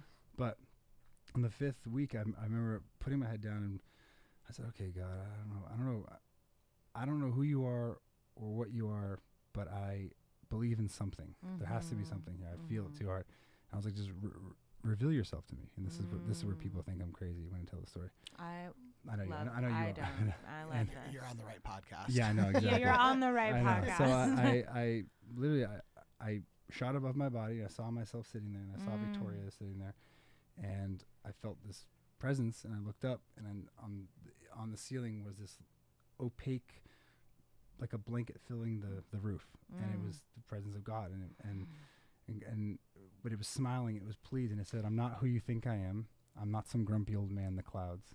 And he started giving me pictures of fish in the sea and mountains and all these incredible things, and I started crying, and I was just hit so hard. And are your eyes closed? Are you in a meditative state? Are you? My eyes were closed. I was just like, it was like, "All right, everyone heads down, let's pray." That sort of thing. Okay, got it. And it was just Then it felt like kind of like an astral projection kind of thing, like Yeah. you left your body. totally Like an out of body. 100%, and it was as clear as this is, which is, if you close your eyes now, you kind of see, you can see fuzzy, you can visualize things, but this was like, I went there, and I've never had anything like that before, and I still haven't. And I wish I'm always like, "Give me one more of those." But then it was like, from that point on, it was my journey, finding out about What God was to what you. God was to me, and like I said, Joshua, Jesus. They call him, Jesus is a later name they give him, but is Jewish rabbi. It was just like his teachings have just changed my life over and over and over, and it's been and I've always had a really big problem with the organization around it, Of course. and how they've taken it, and they've really distorted a lot. Like capitalized on it, really. Yeah, they capitalize around it. They use it to control people and all this kind of stuff. But the original pure message that's there is, it literally actually saved my life. Literally, I thought about suicide back in the day. I thought all this stuff, and I was just like, and it just so it opened me up to, get out of yourself, love others, take care of others, forgive your enemies, forgive all these kind of things, and that's been my biggest. The thing that's just changed my whole life. And when it applies to your artistry and your creativity, I mean, I believe we're channels and vessels, and for God, for the universe, for whatever we're calling it. But I mean, how do you keep that balance before you do any writing sessions or shows or anything? Do you have like a connection practice you do? Do you pray? Do you meditate? Well, no, I think it's like if you're constantly working out, you're just going to be in shape. Right. So, it's the same with your so spirituality. it's same with spirituality. It takes discipline to stay in that realm, and there's times where I just don't do it for a while, and I really feel something off inside my life. You know, it's the same thing when you stop working out. It's like something just feels different. You know. So true. So it's not necessarily like before I go into session, I do this ritual and I do this. It's just staying in a place where you're in that sweet spot. You know what I mean? And it does take discipline to stay there. You know, because it really does. The like I said, this earth suit of ours, we're in constant battle with this primal sort of protect yourself, ego, lust, ego, all these sort of things that are here, which are actually, a lot of them are here to protect this little pure spirit that you have inside of them. But then when you go full body, Mhm. then it gets messy and greed and pride and those kind of things. So Yeah. it's always a battle between those two things. I think everyone's always battling Mhm. addictions and these kind of things, but just trying to tap into that pure state. You know? Totally. I always notice when I get to that, when I haven't been doing my spiritual practices or praying or connecting, like you said, I start to feel like the anxiety's creeping in, the fear, all of this sort of human Mm-hmm. emotion, like Protect and uncomfortable, Yeah. and then immediately when I go back to my beliefs and my practices and just believing in a higher, something bigger than me and God, and going back to my prayers and all of it, it's like this peace just like washes over me of like, oh my God, thank God, like shame, that's the big thing too, like realizing. Yeah. And a lot of guilt and a lot of things that you do, and you're like, God, but it's just like just knowing that, like that you are forgiven, that it's okay, like that you are human, that you're gonna make these mistakes, but just trying to, if your North Star is, it's, I forgot who said it. Someone, there was like this battle. It was like an atheist and like a believer guy talking, and he was saying, he's like some other guys like, well, I can be a good guy without having God. He's like, okay. So he goes, if my moral standard is myself, like I'm done. Because like, right. I mean, seriously, you can think about, because we can justify anything, and we can be like, well, but if you have something to this higher moral standard, that's like, that's the North Star. That's like where I want to try to get to. It kind of, I don't know. It's helped me tremendously. Yeah. With deals, making deals. I mean, there's so many times where your pride and your ego are just getting like, yep. Really, you want to take that much percentage, and Right. you weren't even in the room, but Right. okay, like, or these certain things, and surrendering, but there's also, then you don't want to get walked all over. So there's like a balance between it all. It's just the balance is everything. We always say stuff like, like maybe the whole maybe it wasn't meant to be type thing. It's like it's so hard to like wrap your head around that. And then when you kind of look at it like, well, maybe this isn't what the universe has planned for me. Yeah. Totally. Maybe the universe is actually showing protecting me that this is the wrong thing, right? And it's making it hard to do the deal, or hard to write the song or whatever, because it's just not the right situation. Yep. And once I remind myself that, I feel at peace with whatever the results are, because I know it's not up to me, and it's part of what we say of like, let it go and let's go. But like, I always say, like, let go and let God, Yeah, of course. It's like stop trying to control everything. Just let the universe do what it's supposed to do for you. Yeah. Yeah. And that quote, and we said it the other day, what's the John Lennon quote? God's laughing when you're busy making plans or something. Yeah, I love that It's one. just, and also there's another book. So good. I can't remember the book, but it's like, don't worry about the how. Like, we're so concerned, and our egos, like, how am I going to get this? How am I going to do this?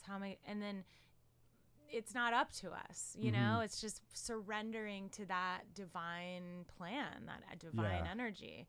I kind of had a similar experience. Like I grew up really in a Catholic school and with all the rules and the shit and whatever. And, I really rebelled the other way and was like, fuck this and that religion. This Well, you and had the right crew of girls to do that with. So. I really did. Yeah, I really did. And then, and then I became interested in like Buddhism, Hinduism, all these other sort of religions and practices, and kind of found my own God and my own version of it. And it's just really fucking saves my life. Yeah, it does. Every day, literally. Even when I always bring it back to just prayer for me, and I say, spirit guides, angels, God, just guide me right now. Take this anxiety from me. Take this fear. Take it from me. Yeah. And just guide me. And even when I just say that, I'm like, oh. Yeah, 'cause you take it off yourself. Yeah.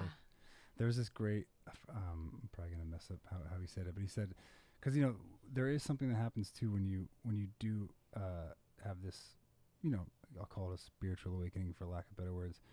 But when you have these moments, things actually get a little harder sometimes too, because you start realizing, wow, like my friends gossip a lot, or this show really, all these sort of things you start seeing. And then life can also get harder, and you have to work out, wow, I do have this thing inside me I don't like. And this guy said, it was like, we think that, like we're over here, and we think that, God's like cleaning out the pipes and like redoing pipes and rewiring, and it's like so hard, all this stuff. Like, but really, he's actually trying to, like, we think he's making like a new little home, but he's actually trying to make a mansion for him to live in, basically. So it's the idea that like he's really clearing out all this gook inside, so that there's this clean place, clean space. Yeah, it's and that I really dealt with that a lot in the beginning of it. Like, it was hard to like readjust into. I have some friends now who are dealing with that. It's crazy. So realizing things about yourself, clearing out the branches. Clearing out the branches. Yeah. So the river can flow. Yeah. Okay. I love all of that. I know. Yeah. I wanna cry. What are you guys? I know. What about you, Evan? Do you have anything that's? I mean, spiritually, for me, I stay balanced just from obviously being in AA and having my program there, and praying and meditating, which is part of my program. Yeah. And being of service to others, which gets me out of my head, even if it's the people and or animals in my own house. Prime time? You ever go there? No. Where's prime time? I went with a friend the other night. He wanted to take me. It was cool. It was a meeting? Yeah, it was a really small meeting. And it was like really spiritual. Where? The one they had was off Las Virgenes, next to A. Wright Middle School, right there, next to Guinness Church there. No, I've never been. I don't usually go to meetings all the way out there, except Felton. Yeah, yeah, it's pretty far actually. Yeah. Oh, you got to tell Sammy about that one. He would love that. Although I went to Sammy's meeting, Sammy's home meeting, which was also like really far. Highland Park. It's crazy. I went to that. I spoke at that one. Yes, you did. Great. That was great. Yeah, but Sammy started a meeting for like creative people, artists cool. and stuff, and it's in Highland Park. And since this is our New Year's episode, in 2 days from now, I'll be 15 years sober. Fuck yeah! Happy birthday! That's amazing, Evan. So for me, it's about trying to stay connected spiritually in everything that I do, and as they say in AA, practice these principles in all of our affairs. It's like.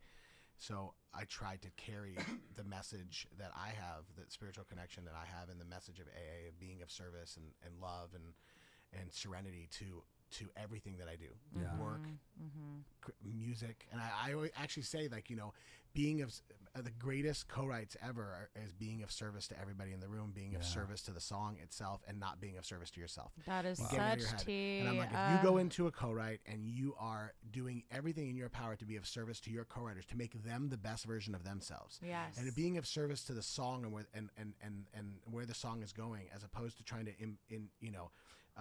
put your ego onto it and lead the way with what you know and what you think is right and what you've experienced.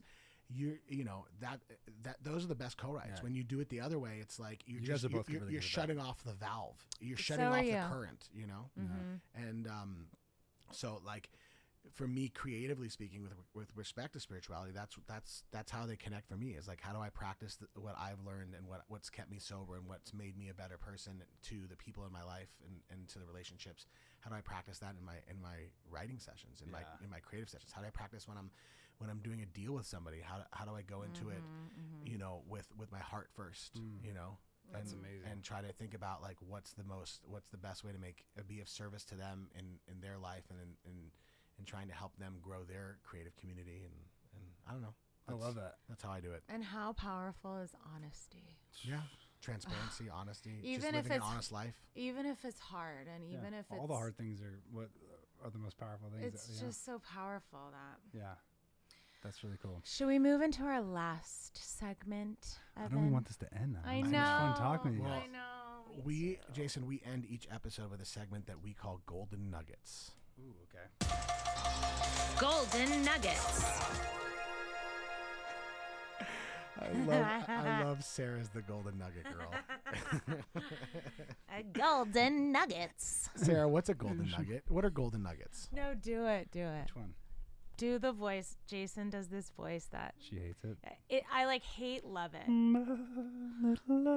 No. What is it, Elvis?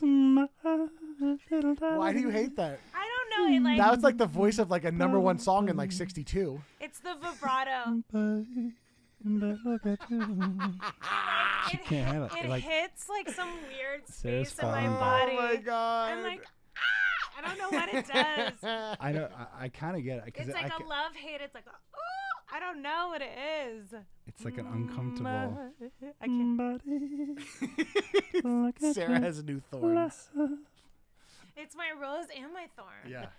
Fuck. Okay. All right, Sarah, what are golden nuggets? Golden Nuggets is a segment where Evan, myself, and our guest are asked to bring in or recommend to our listeners something that inspires us spiritually and helps our creative process, quiets our mind, fosters our growth, a tool that we love to utilize in connecting with our creative self. It can be a book, a meditation, a workout, a crystal, a poem, a prayer, a cartoon, anything that just brings you to that dope place.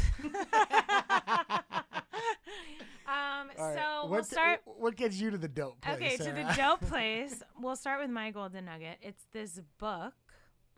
I'm just starting to read it now, so I haven't read the whole thing, but I can't put it down. It's so incredible. It's called The Instruction, Living the Life Your Soul Intended. So it's a nugget of a nugget. And Dr. Oz, who we love, right? Do Yeah. we love him? Yeah, I know Dr. Oz. Who's I know that He's name. the guy, he was like on Oprah. He's like this doctor Oh, yeah, okay, that, Dr. he's Oz, just yeah. Last cool. name is Oz. He says, I recommend this book to those who seek greater spiritual well-being and a better understanding of their life's purpose. So it's an instruction manual to do that? Basically, yes. I mean, like I said, I've just started it, but I'm like obsessed with it. It's just about like everything we've been talking about today. It's just like living from that soul space, that pure space. I don't know. I love reading books like this because it feels like real, and this is why we're here. And so that's my golden nugget The for today. Instruction? It's called, The Instruction, Living the Life Your Soul Intended, And it's written by Ainsley MacLeod. McLeod? Ainsley McLeod? McLeod McLeod. or McLeod. You've obviously never seen The Highlander. No, Yeah, it's okay. I haven't. There can only be one. I used to have a Highlander, the car. Oh, perfect. Okay, It's like almost exactly the same thing. Okay, cool. So that's my golden nugget for the Okay. day. My golden nugget, and I find myself listening to the music. It actually ties into something we talked about earlier about being pure and remembering where you, why you got started in being creative in the first place. I have this undying love, never ending love for early 90s hip hop. And Hell yeah. Same. And if I have to pick one record from there, absolutely is A Tribe Called Quest, Midnight Marauders, Oh, which I know backwards, fuck forwards, yeah. upside down, left and right, any which way.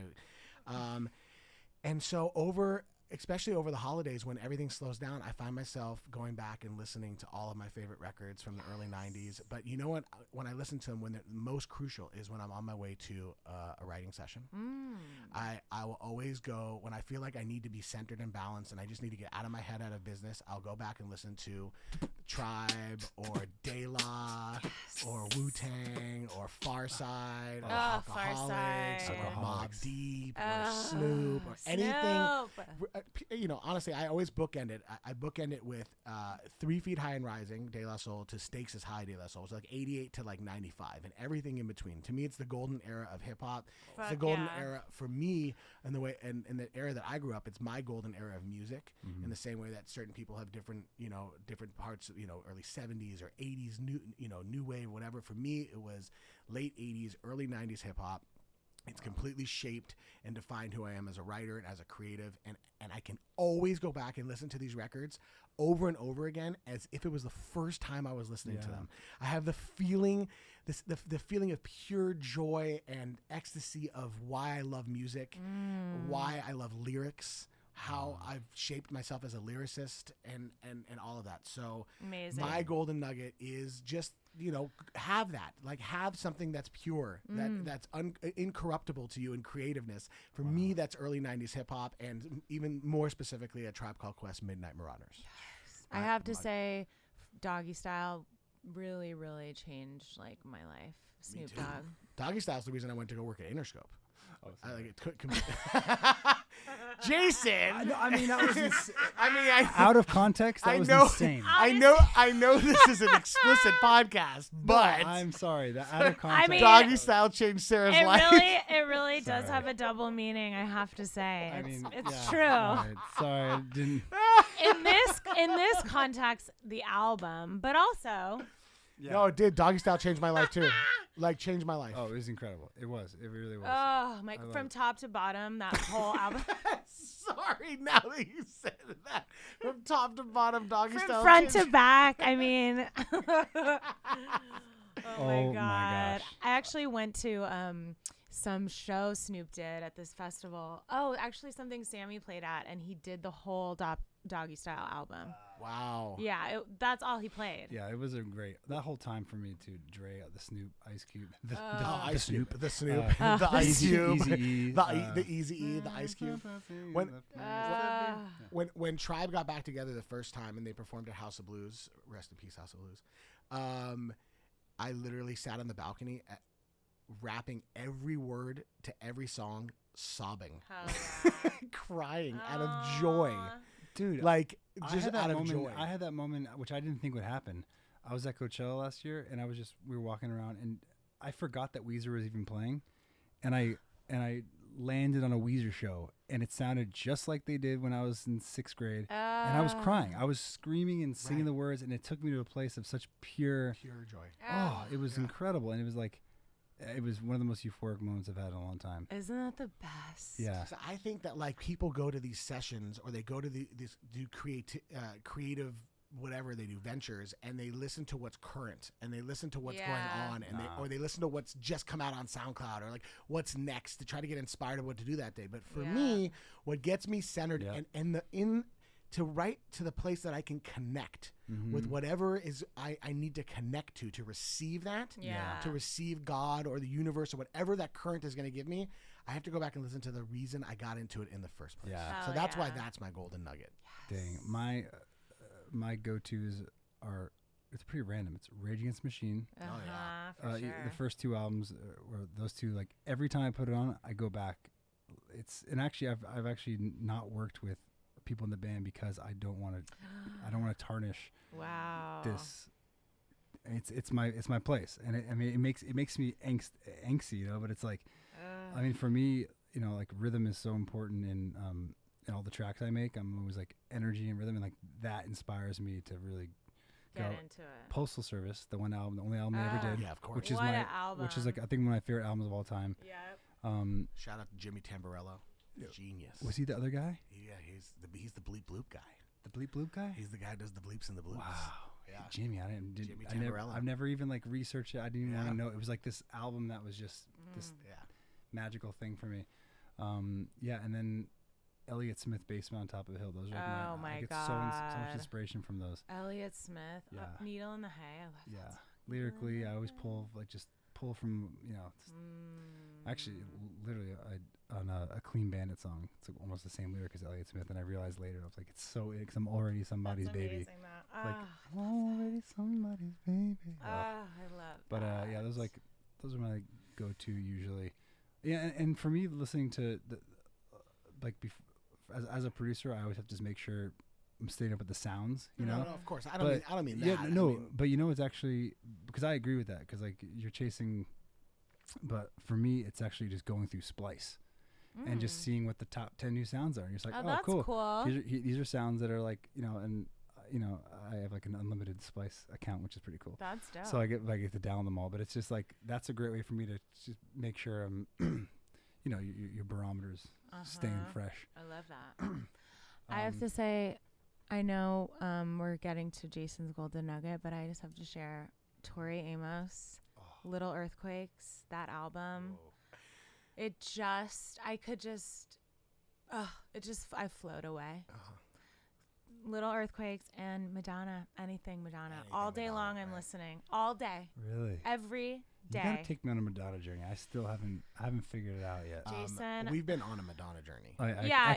Evan and I have. Y'all have worked with her. I've never worked with her. Even Jason last time was like, you should work with Sarah Hudson, like trying to help me I was trying to help you out. get to my destiny.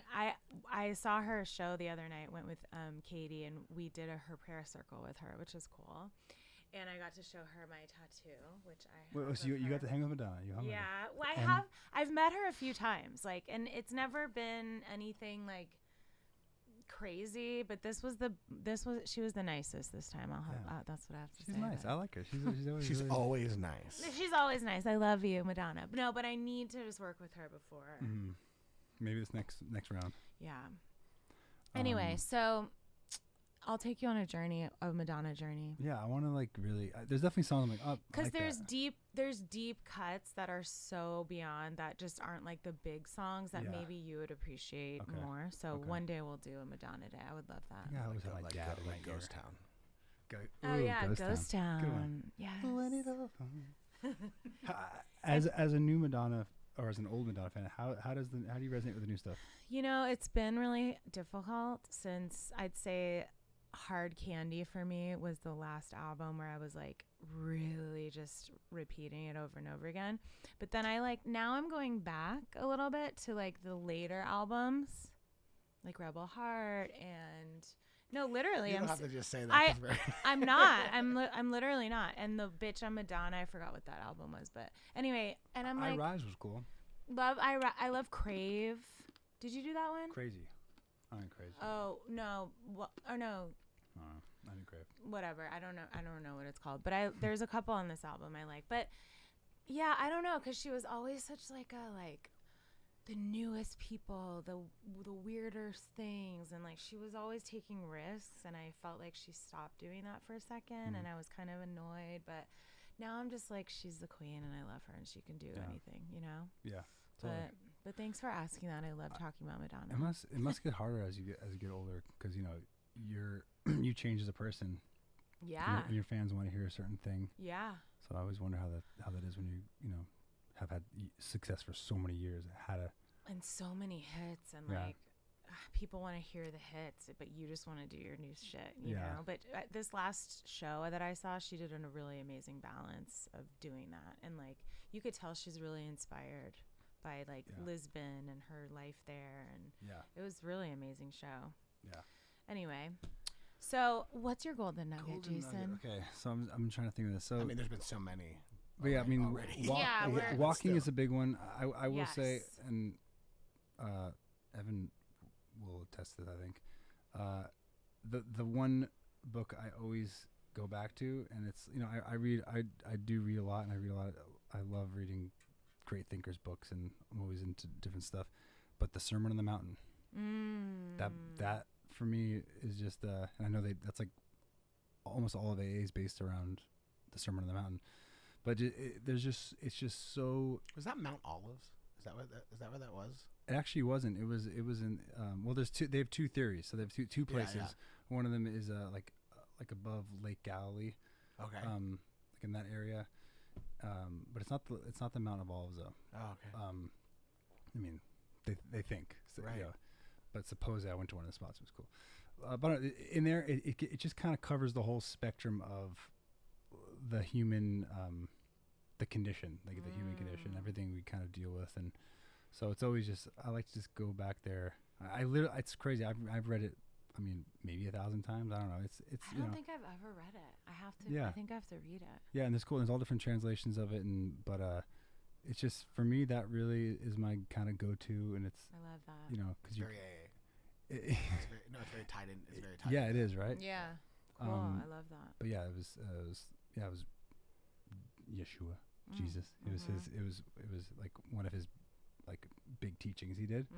That like was a really popular one. So I don't know. It just that one for me always helps me function in this world. Love that. You know, to how to treat people and love people. And Have you ever read Letters to a Young Poet No. by Rilke? But Rainer Rilke. no. Rilke. It's so incredible. You should read it. Letters to A Young Poet. Oh, I love a secondary nug. Yeah, just a secondary nug. It's all about solitude and ah. God, and it's just amazing. Anyway, Thank you, Jason. Thank you for you. being our guest and letting us into your creative journey and spiritual process. Where can everyone find you online if they want to follow what you're up to? Well, if you want to see my bathtub blogs, that's what I'm mainly into these days. yeah, I Jason do does my some bathtub blogging at bath time. at think it's just at, blogs. I You think have it's, a bath time blog? He oh, really you does. haven't checked it out? No. It's everything. Oh my. I mean, it's my main Instagram. I think it's just At bath time blogs? no, No. no. It's I think it's your name, isn't it? it's my name, but I just want to make Oh, sure. I thought you meant like you have like an actual like website. I mean, for I'm Bath Time full-time Blogs. bathtub blogger, half-time music guy. No, he does like little like talks in the bathtub. Yeah, it's like It's you amazing. can kind of get a. I don't know. This is a bathtub karaoke. It's not working. Yeah. Anyways, you know, there's a whole world out there that no one knows about bathtubs. You so I know, wanna it's touch the true. You community. do a lot in the At bathtub. Jason Evigan? It's just at Jason Evigan. Yeah. Are you on Instagram? You're everywhere? or you're- Instagram. Yeah. Instagram, I guess, would be the spot, and then And then Elephant Heart. It's elephant_heart. I think. Yeah, elephant_heart. That's where. But yeah, that's kind of the place to. We can find out a little bit about Everyone me. follow Jason and Elephant Heart and Yes. find out about his bathtub blogs. Yeah. Yes. And you can find us at righttothesourcepodcast.com or on our Instagram, Twitter, Facebook at Right to the Source. We'll have all of our guests' daily routines and golden nuggets up on our website if you want to check them out and see if they inspire you. Also, you can subscribe to our podcast through our website, righttothesourcepodcast.com, or at Anchor, Spotify, Apple Podcasts, Stitcher, any platform that you listen to podcasts on. Yeah. Jason, we talked about it a little bit earlier, but as you know, I read the tarot, Mm-hmm. and I always pull a tarot card that just gives me the essence of our guest before the episode. And for you, it was easy, no-brainer, the King of Wands. And what the King of Wands is all about is tying in it's the bridge of spirituality and creativity. Wands are all about manifesting and creative dreams and making your dreams a reality. And to me, that's just you. You're a dreamer and you're a manifester and you're the king of your empire. Mhm. And it's just beautiful. Thank you. Yeah, a beautiful reminder that What does the lizard stand for here? the lizard, he has like a little lizard by him that represents just like So it's truth. a guy sitting on a throne with a wand. Yep. Wands in the tarot. Well, the wand has a. It's not. It's more of a staff with With with leaves. tree, like little branches coming off of it. Yeah, because the wands in the tarot are all about like you creating your reality and Mhm. you manifesting and you making your dreams come true. It's like nature, it's natural, it's what comes natural to you, you Mm. know? And the lizard by him, it represents truth and authenticity and prosperity. I and love it's- this one. No, it's so I wish I had like this one blown up and like framed. it's a special one. It's definitely like connection to nature, spirituality, but also like this is my empire, this is my world, you know? So that just reminded me of you. Well, thank you. And thank you for being our incredible guest. And thanks everyone for tuning in. And don't forget, when you're being creative and you want to connect, let it go and let's go right to the source. Happy New Year! Happy New Year! Happy New Year. Yeah. Nothing may harm no fun.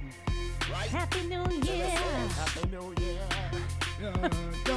New Year! right Happy New Year! Happy New Year. It's 2000. Oh, that was good.